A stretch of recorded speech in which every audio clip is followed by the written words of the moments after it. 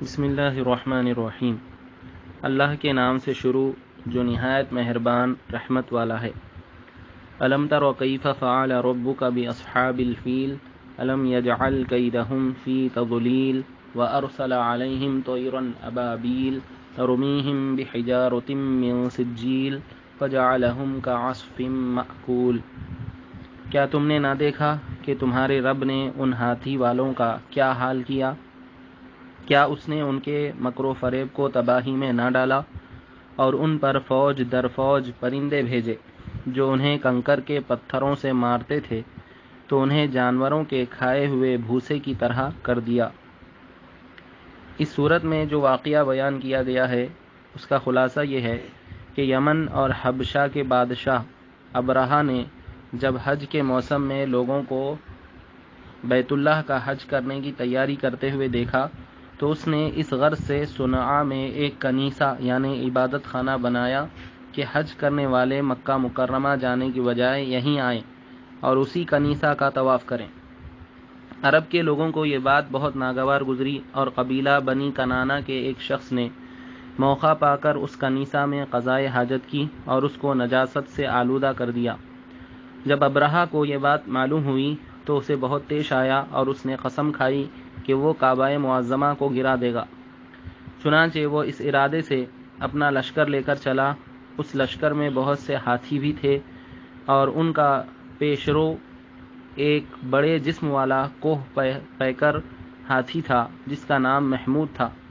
ابرہہ جب مکہ مکرمہ کے قریب پہنچا تو اس نے اہل مکہ کے جانور قید کر لیے اور ان میں حضرت عبد المطلب کے 200 اونٹ بھی تھے۔ حضرت عبد المطلب ابرہہ کے پاس آئے تو اس نے ان کی تعظیم کی اور اپنے پاس بٹھا کر پوچھا کہ آپ کس مقصد سے یہاں آئے ہیں اور آپ کا کیا مطالبہ ہے؟ آپ نے فرمایا میرا مطالبہ یہ ہے کہ میرے اونٹ مجھے واپس کر دیے جائیں۔ ابرہہ نے کہا مجھے آپ کی بات سن کر بہت تعجب ہوا ہے کہ میں اس خانہ کعبہ کو ڈھانے کے لیے آیا ہوں جو آپ کا اور آپ کے باپ دادا کا معظم اور محترم مقام ہے۔ آپ اس کے لیے تو کچھ نہیں کہتے اور اپنے اونٹوں کی واپسی کا مطالبہ کر رہے ہیں۔ آپ نے فرمایا میں اونٹوں کا ہی مالک ہوں اس لیے انہی کے بارے میں کہتا ہوں اور کعبے کا جو مالک ہے وہ خود اس کی حفاظت فرمائے گا۔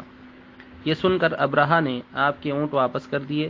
حضرت عبد المطلب نے واپس آ کر قریش کو صورتحال سے آگاہ فرمایا اور انہیں مشورہ دیا کہ وہ پہاڑوں کی گھاٹیوں اور چوٹیوں میں چلے جائیں۔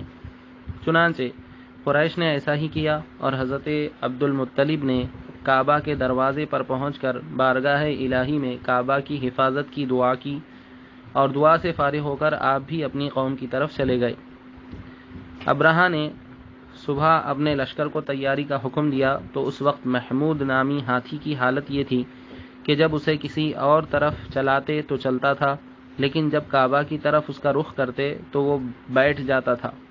اللہ تعالیٰ نے ابرہہ کے لشکر پر سمندر کی جانب سے پرندوں کی فوجیں بھیجیں اور ان میں سے ہر پرندے کے پاس 3 کنکریاں تھیں، 2 دونوں پاؤں میں اور 1 چونچ میں تھی۔ وہ پرندے آئے اور کنکر کے پتھروں سے انہیں مارنے لگے۔ چنانچہ جس شخص پر وہ پرندہ سنگریزہ چھوڑتا تو وہ سنگریزہ اس کے خود کو توڑ کر سر سے نکلتا ہوا جسم کو چیر کر ہاتھی میں سے گزرتا ہوا زمین پر پہنچ جاتا اور ہر سنگریزے پر اس شخص کا نام لکھا ہوا تھا جس سنگریزے سے اسے ہلاک کیا گیا۔ اس طرح ان پرندوں نے ابرہہ کے لشکریوں کو جانوروں کے کھائے ہوئے بھوسے کی طرح کر دیا۔ جس سال یہ واقعہ رونما ہوا اسی سال سرکار دو عالم صلی اللہ علیہ وسلم کی ولادت ہوئی۔